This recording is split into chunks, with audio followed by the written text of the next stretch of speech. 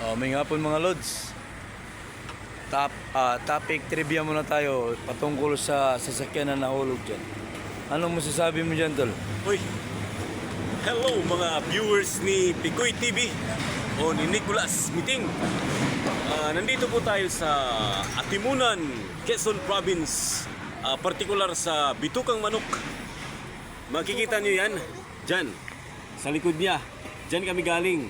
At kung mapapansin nyo, meron tayong napakalaking lata na nandito sa Baba. may ilog banda dito. Ang nangyari siguro dyan ay halata namang nahulog yan. Kasi napakataas ng pinanggalingan yan, kaya nahulog. Hindi naman siya mahuhulog kung mababa lang pinanggalingan. Okay.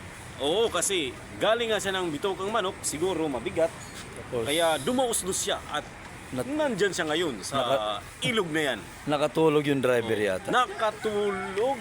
Kaya- Nakita mo ba? Hindi ko nakita. Ay, di mo. Ba't mo sinabing Kasi yung sasakyan nandyan eh. Kaya nakatulog. Nakatuhog kung nakatulog. Ay, andito pala si Mayor. Oh, ay, Mayor, Ano masasabi mo, Mayor? Sa sasakyan na So, nahulog. Bisaya, bakit katahog man na siya kung nakatulog? Ayo ba? Oo. Yan po ang masasabi ni Mayor, mga lods.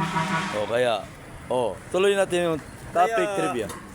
Hindi ko alam kung nakatulog kasi hindi ko naman nakita.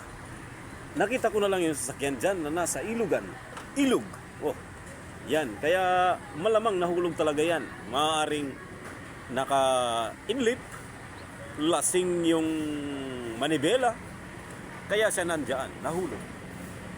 Okay. Yun ang aking masasabi. Picoy TV. Yan po ang aming topic trivia ngayon, mga lods. Patungkol sa sasakyan na nahulog dyan.